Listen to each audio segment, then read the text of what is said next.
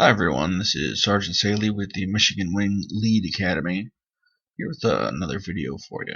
Today we're going to talk about everyone's absolute favorite topic, professional writing. Yes!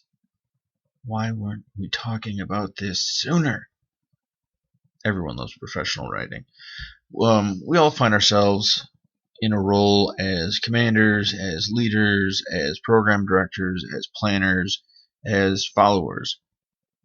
Somebody's got a form for us to fill out, and yeah, it's just part of the job, man. We got to do it. But there are some tips and tricks to get you a little bit more effective, a little bit more better understood with your message. And this can eventually help with awards and decorations and getting your people recognized properly because you actually took the time and took the effort to write up a nice awards package for them. So first we're going to talk about bullet statements. Woo! Sorry for the noise. A little excited. I learned these in the service. I had a really nice commander who really took the time to show me a lot of the things I was kind of missing in the Air Guard where I was. Paperwork, it didn't fall to the side, but it wasn't focused on. It was usually handled by the full-time folks, and if you weren't touching paperwork every day, then it never really came across your desk. So I had this commander sit down and work with me on writing an awards packet because I had some people who I wanted to recognize, and I wanted to make sure I was getting it done right. And part of the awards packet for the Air Force has you writing these bullet statements out in order to, as quickly as possible, get as much of the critical information that someone reading this awards packet needs to know in order to make the decision of whether or not this even warrants being looked at. So in our case, another subject I want to bring up is I call it the ghost form, because unfortunately it doesn't kind of exist anymore. This is a CAP Form 40, Performance Feedback Form. It used to be in the 5217, and then it just kind of disappeared. It's still available on EPUBs. You can get it in the forms section, and it is still a really great tool.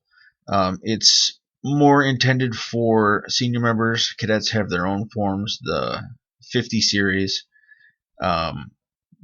But for our own purposes, at my squadron, what we're doing is we're giving Form 40s to cadets as a form of just report card, so they can take this home and they can know on a measured, well thought out metric how they're really doing in the program. How, where do they need to improve? Are they doing as good as they think? Are they doing as bad as they think? A lot of times people aren't going to know what they're doing right and wrong until you tell them. And a Form 40 is a great place for us to do that. It was originally used as a senior member feedback form, and I kind of think we should go back to using it. So there's no guidance on it, so that is a disappointment. If you want to incorporate this into your unit and your activities, you're going to have to come up with some guidance. To do that, you need to check out the CAP Regulation 1-2. It's brand new. That's in EPUBs. And you want to check out Section 8.3, Supplements and Operating Instructions, right up here for you. And it goes through the process of what you need to do to write a supplement or an operating instruction. Typically, if you're just writing a letter that says, or you're writing an instruction, sorry, not a letter, but you're writing an instruction that says, I want to use Form 40s to do quarterly reviews on my people. And cool. What's the distribution? That's the only big concern. Does the personnel officer keep it? Who hangs on to it?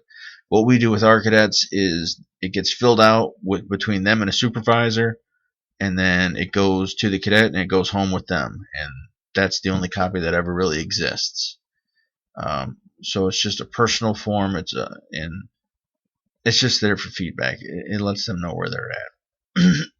So I'm pretty sure I've hammered that point home. Look it up. Good form. Use it. So when you're filling that out, you want to make sure that when you're guiding this person and you're giving them the report card, that you're giving them the feedback that actually makes some sense, that gives them something they can use. On any kind of form where you're looking at this, and let's say we look at box 1 here, job knowledge. Has knowledge required to perform duties effectively, strives to improve knowledge, applies knowledge to handle non-routine situations. Okay, cool. Does not meet, needs improvement, meets, exceeds, far exceeds. Fill out the block. And anytime you get something that says comments, put a comment, put 2 comments, put 3 comments, put whatever. Give this person as much feedback as you can to help them. That's what you're doing with these forms, is you're helping the other person see the parts of themselves that they may not be able to see. It's very difficult to do self-analysis on that kind of level. Everyone has their own expectations and their own beliefs of how they're actually doing. This is us saying, okay, from my perspective, here's how the world looks. And it's a way for us to coincide the two and get everybody, on track and keep people on track. So let's go back and look at the structure of a bullet statement. Okay, so the first part is going to be a wow statement. I'll go into a little bit more detail with that. The wow statement is the first part of the sentence. So if I'm looking at a list of bullet statements, I get the wow statements. So I can breeze through this list a little bit more easy than I could if it was just a pure narrative list. Because I'm getting brief 1 to 2 word statements like good guy, top performer, good reader, whatever. Something that's just going to stick out and say the gist of it's if you've seen the internet acronym TL semicolon DR, too long, didn't read, you'll see that in posts. It'll say too long, didn't read, and it'll be the summation of a really long post. It starts with first we got the car and blah blah blah. Before you know it, too long, didn't read. They went to McDonald's. BFD. So that's what this is the too long, didn't read part of the statement. The narrative statement is a little bit more drawn out, a brief sentence, nothing huge, that sort of clarifies the wow statement. They're a great reader. Okay, they read all the books on the summer reading list. Awesome, that makes more sense. Then we go semicolon, measured outcome. The measured outcome would ideally have a number involved, but the measured outcome could also just be the result of something or a requirement. Maybe you're going to require somebody teaches a class, so they did a great job at SAR Academy. They got an honor graduate. So the narrative statement is, so we'll say for the wow statement, SAR honor grad. Boom. That sounds awesome. Narrative statement, had a wonderful time, took lots of pictures. Measured outcome, will teach a class on SAR Academy in the next quarter. Cool. So at least we have an outcome. All right, so let's look at some common treatments, and let's try and make them a little bit cleaner. So right here, let's just say someone is good at mentoring. That's a nice statement. Someone can be good at mentoring, but that's not going to get them an award. That's not going to. It does nothing for me as a leader. I'm the squadron NCO, so I'm at squadron level, and I'm not necessarily in the nitty-gritty. So if someone comes up to me and says this person's a good mentor, I honestly have no idea what that means, because I don't know what your version of good is. There's too much there. But if we go this route with it, and I cheated and I pre-wrote, boom. So let's say they're a top mentor with an exclamation point. That's fun. Dash mentors 4 cadets. Now in these situations, if you're trying to squeeze all this information into one line, you can use the numerals of letters instead of actually spelling out. If you were writing a narrative paper, you would spell out the word for, F-O-U-R, but in this case you can use the number 4. So top mentor dash mentors 4 cadets in lead labs. So you don't have to say the full leadership lab. You don't have to go into full detail. Whoever's reading this knows what lead labs are. So you're not necessarily giving out too much new information. And so the semicolon, the measured outcome, 98% pass rate among mentees. Okay, that's a good mentor. That makes a lot more sense to me.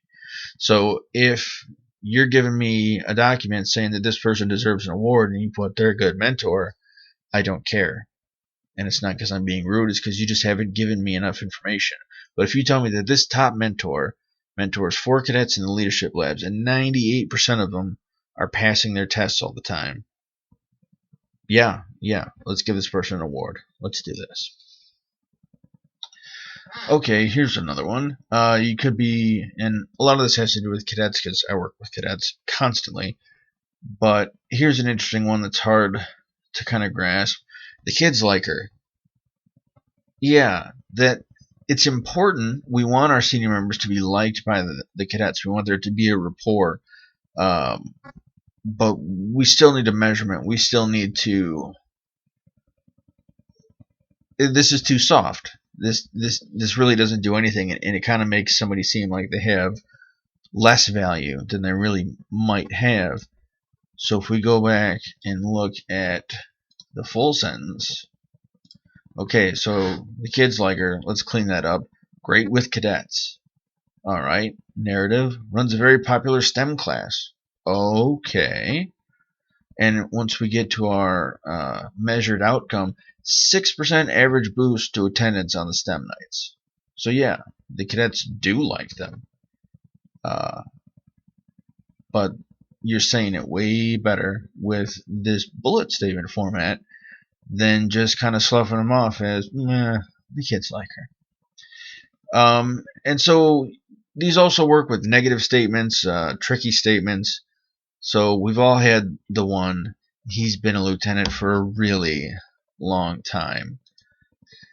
So let's take a look, and how can I put this on their report card? Slow to promote. So it's true, it's honest, it's not me being a jerk. It's just saying they're kind of slow to promote. Dedicated. So I'm not completely squashing this person. I know they're dedicated, but they need to focus on their professional development. So the measured outcome here is they must complete OBC by May. So the measured outcome I put is something on it. It may not be a percentage, it may not be a ratio, it may not be a statistic, but it's something on the calendar. It's something I can look for and I can look forward to at some point and say, when May turns around, if this person doesn't have OBC done, we know we've got some more problems on our hand. So take a look at this structure, play with it. There's some really great resources out there. You can find books. If you look for books regarding phrases, performance feedback phrases, goal setting phrases, you'll find a treasure trove of different places to get you started. I have a few favorites, and I think in a different video I'm going to go through those books and show you the benefits there. So these are bullet statements, and let's bring up Form 40 again. So here's our Form 40 again. It's a very simple thing to fill out: name, grade, unit. You can do the narrative name of the unit. So I'm at Oakland Composite Squadron currently, or I would just put MI238. Either way, it's up to you. You guys are running the forms. Types of reviews: there's a Type A and a Type B. Type A is an initial, annual, or special. So back in the day, this used to be a yearly thing. So you would say annual. Initial was obviously if it was the first one you've ever done with this person, or if you're a new supervisor and this is your first time with this person underneath you, then that counts as an initial as well. A special, sometimes these are punitive. I've had to do a special Form 40 on a member who was getting in trouble for something, and I fill it out the same way I did any other. I just made sure I clicked this box. B is self-review, so you can fill this out on yourself and create your own report card. And you know, it's a weird exercise, but it's something you should do for sure. I say it's weird because it's a little uncomfortable for some people to really sit and look at themselves, and it's easy to say I'm horrible, or it's easy to say I'm really good, but it's hard to identify, like, yeah, am I just kind of in the middle with this? Am I just all right?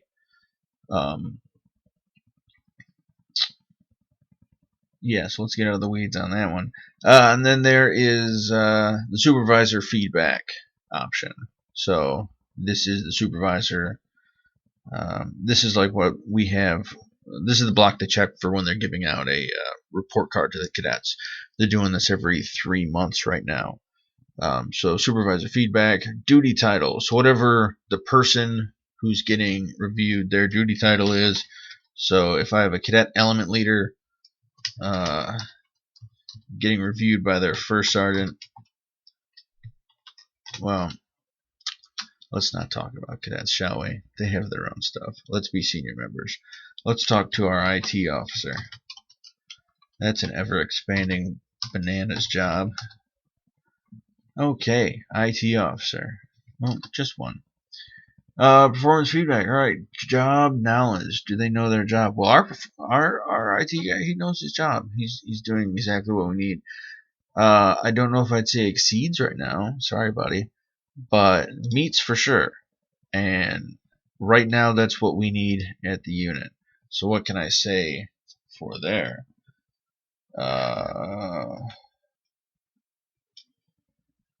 You know what? He's always you can always count on him.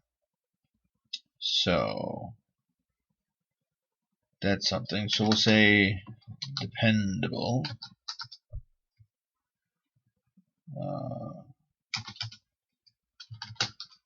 Always available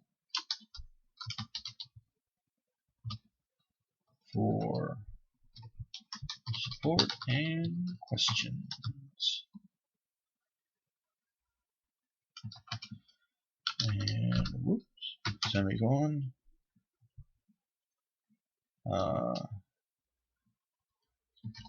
Constantly reviews squadron help box email. Cool. So they are spell check. Kind of love it. So here's a brief bullet statement. So our IT officer, their job knowledge, they're doing a good job. They're meeting our expectations. So far, they're definitely dependable. They're always available for support questions. And the measured account is that they're constantly reviewing the squadron help box. I don't have numbers, I don't have figures, but I do know that that's a good enough outcome for a situation like this. If you don't have details, in a full number, as long as you're sort of reviewing what the larger outcome is, what's the point, then you're going to make these statements make more sense for you. So it's definitely something to practice with.